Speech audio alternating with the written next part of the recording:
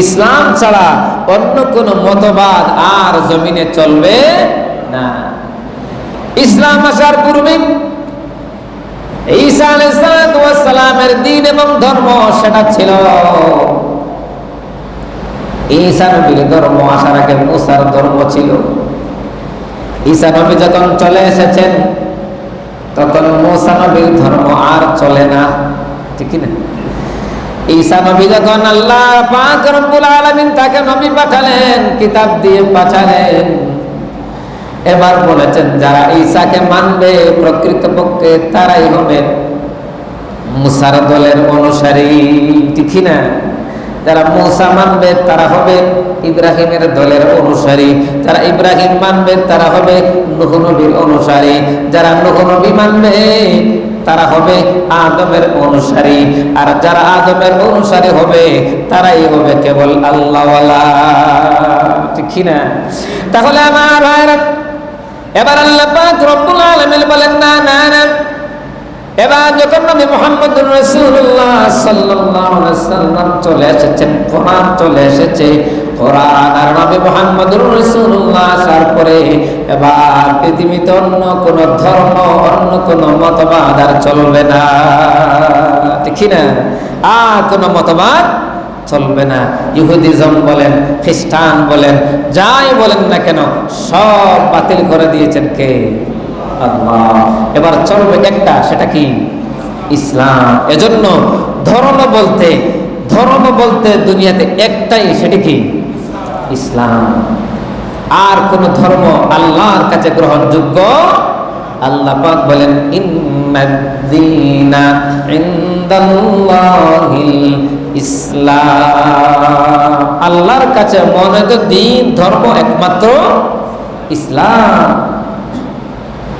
অন্য আয়াতে আল্লাহ পাক অন্য জায়গায় বলেন ওয়ামান ইয়াবতাগি গায়রাল ইসলামি দীনান, ইসলাম ছাড়া অন্য কোন ধর্ম যারা খুঁজবে, তালাশ করবে, গ্রহণ করবে, ফালাই ইউকবালা মিনহু, কখনো তার কাছ থেকে কোন দ্বীন গ্রহণ করা হবে লাই ইউকবালা, আল্লাহ বলেন এখনো হবে না, কিয়ামত পর্যন্ত ইসলাম ছাড়া অন্য কোন মতবাদ কেউ যদি তালাশ করে, খুঁজে আর গ্রহণ করে, লাই ইউকবালা মিনহু, কিয়ামত পর্যন্ত তার কাছ থেকে সেই দ্বীন কবুল করা হবে না। তাহলে দ্বীন আর ধর্ম বা মতবাদ বলতে বর্তমানে একটাই, সেটা কি? আবার বলি কি? সেটি ইসলাম। এবার আল্লাহ পাক রব্বুল আলামিন বলেন কুল ইন্নাল ফাদলা বিয়াদিল্লাহ, সব অনুগ্রহ কার হাতে? ইন্নাল ফাদলা বিয়াদিল্লাহ ইউতিহি মান ইয়াশা, যাকে চান আল্লাহ তাকে দান করেন। ওয়াল্লাহু ওয়াসিউন আলীম, আল্লাহ এমন একজন সত্তা, তিনি হলেন মহাজ্ঞানী, তিনি হলেন ওয়াসি', এত প্রশস্ত, সব কিছুর অধিকারী তিনি, তার মতো আর কেউ হতে পারে না। সুবহানাল্লাহ। সংক্ষেপে বলছি, এবার পরে আয়াতে আল্লাহ পাক বলেন ইয়াখতাসসু বিরহমাতিহি মান ইয়াশা, আল্লাহ পাক তার রহমত দ্বারা তিনি যাকে চান তাকেই বিশেষায়িত করেন, তাকেই মনোনীত করেন। আল্লাহু যুল ফাদলিল আযীম, তিনি হলেন সব কিছুর অধিকারী, সব মর্যাদার অধিকারী তিনি আল্লাহ। তিনি যাকে চান তাকেই সম্মান দান করেন, যাকে চান তাকে অপমানও করতে পারেন। সবকিছুর ক্ষমতা একমাত্র কার হাতে? আল্লাহর হাতে। এবার আল্লাহ পাক পরের আয়াতে বলেছেন ওয়া মিন আহলিল কিতাবি মান ইন তা'মানহু বিকিনতারিন ইউআদ্দিহি ইলাইক।